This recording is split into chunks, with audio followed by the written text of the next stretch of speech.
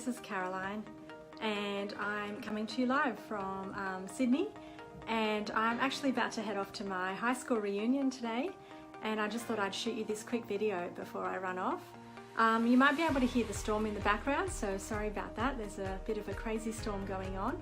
I've actually got these two little cuties sitting at my feet because they're scared of the storm, so they might say hello during the video. So I just wanted to shoot you this video to talk about your money mindset. So one of the questions I get a lot from people as a coach is around whether or not people have a good money mindset.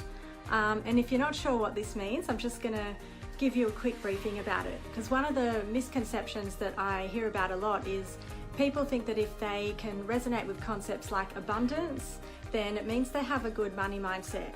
And look, abundance is a great thing to focus on.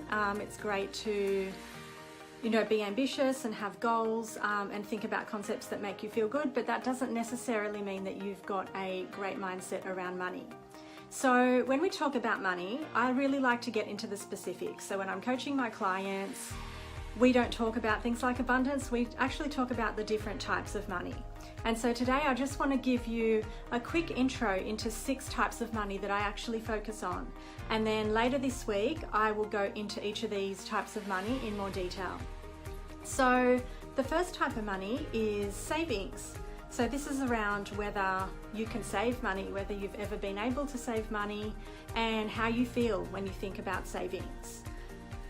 Generally if you have a really good nest egg set aside, then the idea of savings might make you feel really good. But if you've always struggled to save, then you might even feel embarrassed about savings. So that's one type of money. Now the other type of money, which can be quite painful for people to talk about, is debt. And this is because when you're in debt, you're obviously making repayments, you've got a principal that you have to pay off as well, and this can be really crippling, both in terms of the actual money that you've got to pay back, but also just the feelings around it. And again, there might be a lot of shame and embarrassment around being in debt. So that's another category of money. Now the next one is around income. And this is about whether or not you're happy with the amount of income that you're earning, how you earn that income, and how long it lasts you. So, if you get paid monthly, does your income last you to the end of the month, or do you find that you're always running out just before the next payday? So that's another category. Now, the fourth one is income goals. Now, this is different to income because income is more about what you're earning now, whereas income goals relate more to stretch goals that you set for yourself. So, this could be a target monthly income that you have. It could also be income from a business that you're developing on top of, say you got a job, if you're working in a job. And so these are goals, and this is more about whether you've set income goals before and how you've gone with achieving them, because there can be a certain stigma and an emotional pull around whether or not you think you can achieve your income goals. So what was that? Okay, we've done 4. So the 5th type is expenses. So this is around how you feel about spending money. So what's interesting is with the first 4 types of money that I just talked about, usually people might feel negative around those types of money if they're struggling to make money, or if they don't have enough, or if they're in debt. Expenses is an interesting category because this one tends to hit people who are even making a lot of money. So if you perhaps grew up not having a lot of money, then you can have a lot of guilt when it comes to spending money. And you can have all sorts of worry and panic kick in when you go to spend money on something quite significant, like a large purchase. And so that's a really interesting category to get into. And then the final category is one called toxic money.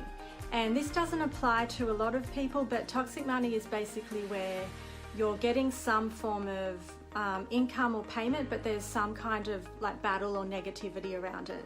And examples of that could be things like child support, if there's a lot of negative tension between spouses who have now split.